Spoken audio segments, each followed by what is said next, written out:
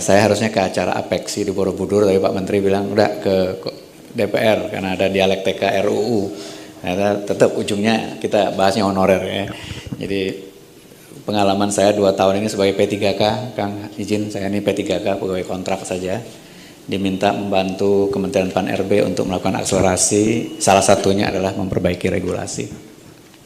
Alhamdulillah 3 Oktober atas dukungan penuh dari Bapak-Bapak Ibu Komisi 2, kita sudah mengetok palu Undang-Undang ASN yang baru, bukan revisi tapi penggantian. Karena dari 141 pasal yang ada sekarang tinggal 77 pasal yang lamanya sisa 19. Jadi 75 sekiannya hilang. Jadi ini memang reformasi di bidang regulasi. Nah, apa yang menjadi mendasar? Antara lain adalah perencanaan dan pengadaan. Jadi selama ini perencanaan dan pengadaan itu di undang-undang loh, itu disebutkan jumlah dan jenis jabatan itu atas persetujuan menteri. Berarti dalam hal ini Menteri PAN.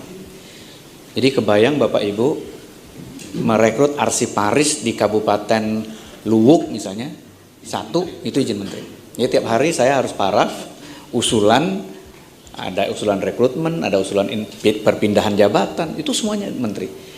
Nah, belajar dari situ kita melihat instansi pemerintahan ini menjadi tidak lincah. Kalau ada kebutuhan guru misalnya, gurunya pensiun atau gurunya pindah karena suaminya pindah dan lain-lain, kan harus isi segera. Tapi baru bisa diusulkan formasi tahun depan, dan proses rekrutmen kita karena sifatnya batch, proses rekrutmennya aja bisa 5 bulan. Dari mulai formasi ditetapkan, pengumuman lowongan, dan dalam 5 bulan itu ada yang hilang di jalan.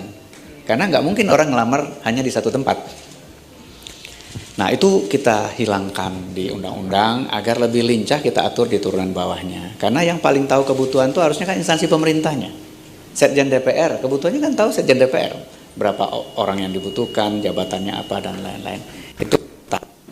Jadi terkait dengan perencanaan, nanti menteri hanya membuat panduan kebijakan umum. Misalnya arah pembangunan nasional kemana? Misalnya kita mau fokus ke pariwisata, ke industri hilir, maka rekrutmennya di sana dibuka. Industri-industri yang kita akan tinggalkan tentu dikurangi jumlahnya. Kalau pemerintah fokusnya ke digitalisasi, tentu kita akan merekrut digital talent. Pekerja-pekerja administrasi tentu harus dikurangi. Karena nggak lucu kita ini going digital, tapi kita tiap hari merekrut tenaga administrasi gitu. Nah, kebijakan-kebijakan semacam itu nanti diatur oleh menteri, termasuk daerah. DKI misalnya sudah mature, ibu kota mau pindah, ASN-nya mungkin negative growth. Tapi di IKN, di daerah otonomi baru, tentu ASN-nya boleh tumbuh begitu. Nah, fokus utama yang lain adalah tentu pelayanan dasar. Dalam hal ini adalah pendidikan dan kesehatan. Ini pelayanan dasar. Makanya komitmen kita adalah memenuhi pelayanan dasar itu. Nah, persoalan guru dan nakes ini bukan hanya jumlah, tapi juga sebaran. 2021, saya baru masuk 2021, itu rekrutmen 2021 itu kan selesainya 2022. Kalau tidak salah saya angkanya di atas 170.000 formasi di daerah 3T, yang ngelamar aja nggak ada. Yang ngelamar nggak ada. Karena itu di undang-undang yang baru ini dibuka ruang pemerintah, dalam hal ini menteri, bisa menetapkan itu. Jadi misalnya atas rekomendasi Menteri Pendidikan misalnya nanti di daerah tertentu gurunya kurang, kita bisa rekrut di situ. Kalau sekarang nggak bisa, karena sekarang prosesnya adalah diusulkan oleh instansi, dalam hal ini Pemda, ditetapkan oleh Menteri. Jadi kalau instansinya nggak ngusul, kita nggak bisa netapin. Jadi nanti nggak diusulkan pun kalau pemerintah merasa itu prioritas, ya kita akan rekrut di situ. Termasuk mobility-nya. Beberapa sekolah kita mungkin kelebihan guru. Tetapi beberapa sekolah yang lain kekurangan guru. Nah nanti bisa kita lakukan talent mobility. Kenapa bisa ada sekolah kelebihan guru? Begini ceritanya. Honorer, ini kan PR lama kita. Honorer ini kan memang satu datang dari kebutuhan. Kita bikin sekolah, ASN-nya belum ada. Ya udah rekrut honorer dulu dong. Sementara proses rekrutmennya panjang. Nah, selama ini begitu proses rekrutmen dibuka, teman-teman honorernya diberi kesempatan ujian, seleksi. Bisa lulus, tapi kalah ranking. Jadi lulus passing grade, tapi kalah ranking. Posisinya dia diisi orang baru, honorernya tetap di situ. Lalu kita belajar terus. Kasih afirmasi dong. Kasih poin 10 karena dia sudah mengabdi. Lulus, tetap kalah ranking. Ya tetap dia nggak dapat informasi. Maka tahun lalu kita ubah. Prioritas nomor 1 adalah yang udah lulus passing grade dulu dong. Masukin dulu. Jangan diadu lagi mereka sama orang lain. Taruh dulu. Prioritas kedua siapa? Teman-teman honorer yang sudah mengabdi lebih dari 3 tahun. Jangan diadu bareng-bareng dengan orang baru. Itu dulu.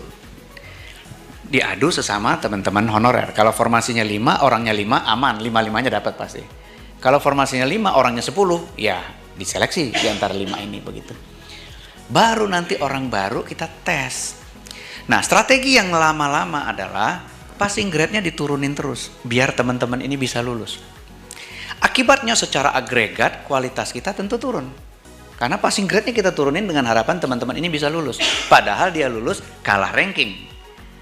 Maka sekarang kita ubah strateginya. 80% rekrutmen tahun ini, 80% loh ya, itu adalah mengakomodasi teman-teman non-ASN honorer.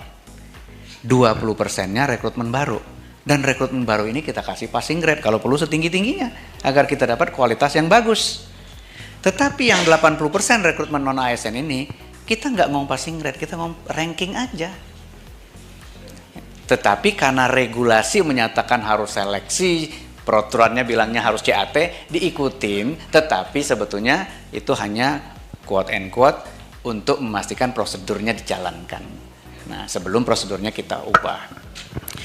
Jadi mudah-mudahan dari tahun ke tahun nanti rasionya kita turunin terus. Non-ASN mungkin tinggal tahun depan 70%, rekrutmen barunya 30%. Karena rekrutmen baru juga mendesak ke kami dong. Kenapa kok non-ASN aja yang dikasih kesempatan honorer, yang kami juga ingin mengabdi begitu. Fresh graduate. Jadi pelan-pelan nanti kita rebalance. 60-40, 50-50 sampai ini sudah selesai semua. Makanya nanti mungkin 80-20-nya rekrutmen barunya 80. Nah, itu grand strategi blueprint penyelesaian. Begitu ketemu guru, ada lagi constraint pendidikan. Diatur di undang-undang, guru dan dosen minimum pendidikannya diatur di peraturan turunannya. Tenaga honorer yang XS K1, K2 ada yang tidak memenuhi kualifikasi pendidikan itu. Linearitas, itulah sebabnya di undang-undang. Ya, kalau teman-teman baca, kita tidak lagi bicara kualifikasi akademik itu sebagai prinsip. Karena di mana-mana rekrutmen di muka bumi ini orang nggak peduli lagi sama pendidikan akademik itu. Tetapi dulu karena memang dicantumkan, diturunkan ke PP, diturunkan ke segala macam. Pelan-pelan itu sudah kita longgarkan. Sehingga PP-nya nanti yang akan melakukan eksekusi terhadap undang-undang yang sudah kita buka itu. Jadi memang kalau lihat datanya guru, XK1 yang K2 termasuk non-ASN, nanti akan terkendala dengan peraturan yang lama, itu adalah di pendidikan. Nah, undang-undang yang baru sudah membuka itu juga, Bang. Jadi mudah-mudahan, sudah nggak ada ngomong pendidikan di situ. Jadi mudah-mudahan turunannya juga siang, Bang Madani. Itu kira-kira pelonggaran-pelonggaran undang-undang, bukan hanya pelonggaran sebetulnya, memang membuat birokrasi biar lebih lincah, ya, lebih cepat mengambil keputusan dan kemudian berbasis data begitu. Itu pengantar saya. Terima kasih, saya kembalikan. Assalamualaikum warahmatullahi wabarakatuh. Baik, terima kasih atas paparannya. Tadi menyinggung soal PP ya, sebagai turunan dari undang-undang itu. Mungkin ada pertanyaan sejauh mana progres dari pembentukan undang-undang apa PP yang dimaksud? PP ini dimandatkan di undang-undang harus selesai maksimum 6 bulan, maksimum 6 bulan. Tetapi per minggu ini itu sudah 60-70% karena paralel dengan revisi undang-undang kami sebetulnya sudah menyiapkan PP sebagai plan B. Jadi tadinya PP itu udah 80-90%, tapi rootnya masih undang-undang yang lama.